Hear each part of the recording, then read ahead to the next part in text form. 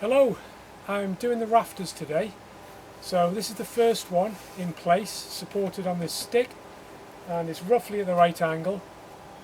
So with a reciprocal roof, I just need to work my way around now, resting the next one onto this one, and then working my way around in a circle till I get underneath this first one, and then I can just lower this one down onto the last one and the roof's done.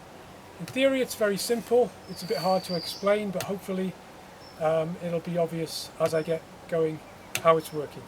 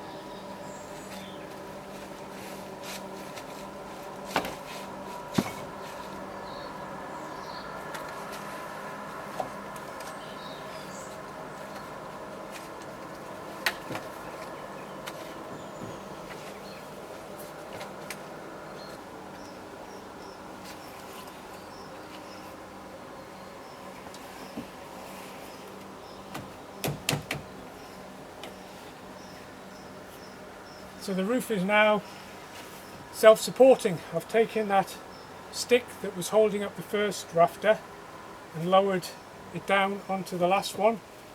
You saw there was a little bit of a gap there. That's now closed, and the roof is completely self-supporting. So these rafters are all resting on the one underneath and on the wall. You might have noticed when I let it down it did settle a little bit. And it's a good idea not to tie in the rafters onto the wall before you let it down and you let it settle, because it's going to spread a bit. But now that it's settled and it's stable, all the forces on the wall are straight down. There's no spreading forces, so I can now pin all these joints. They're just cable tied at the moment, and then I'll have a roof ready to board out and get waterproof.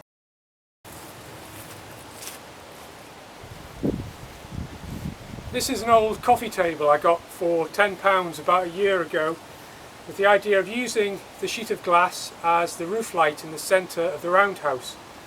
So the plan is to sit it on the ends of the rafters. They'll be underneath, but in that position the glass will sit on these ends, and that gives me a gap of about 80 centimetres diameter in the middle.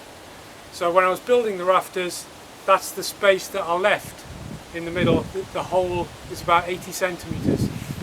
So I've made a template, just a thin ply disc which is about 80 centimetres. And what I'm going to do is take this and put it where the glass will eventually go, and that'll show me where I need to cut the rafters so that I have a flat, level surface for the glass to sit on.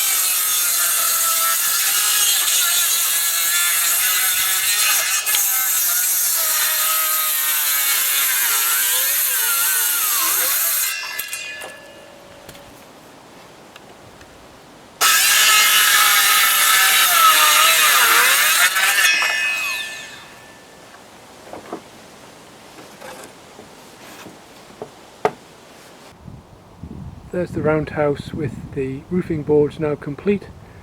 Just working on the fascia boards around the edge today before I put the carpet and then the waterproof membrane on top.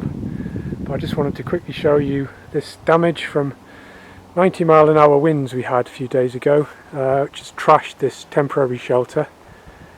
That leg's moved about 1.5 meters across, so I think the whole thing was just lifted up and dumped back down.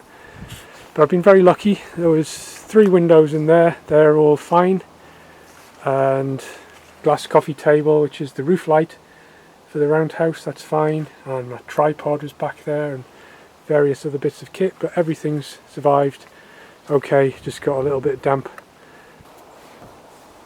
So I've covered the boards with these carpet offcuts I got from my local carpet shop, and I've just nailed these in place, and they're just to help stop the membrane from getting punctured when I walk on the roof. So the membrane's there, and I'm just about to cut the hole in the centre for the roof light.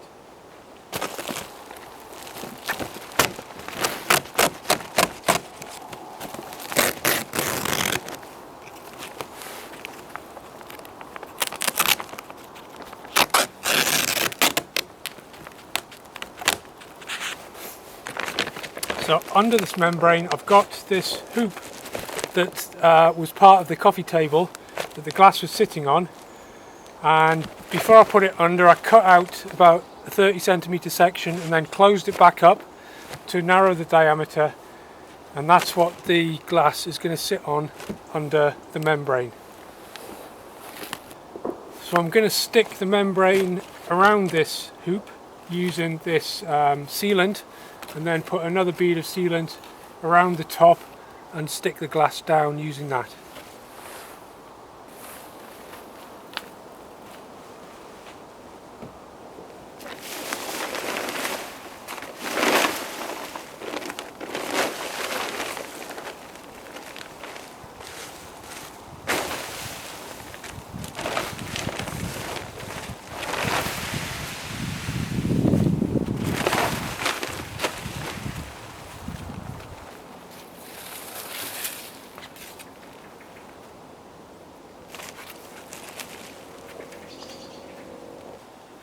So the roof's now waterproof, and it's December, so I'm going to leave it now until the springtime and then come back and put another layer of carpet on top and some soil, and then plant it up with plants to make a green roof.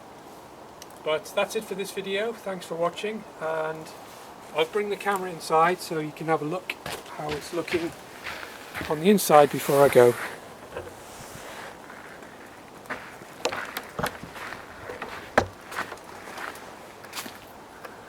Rocket stove, some of the windows there, and there's the roof.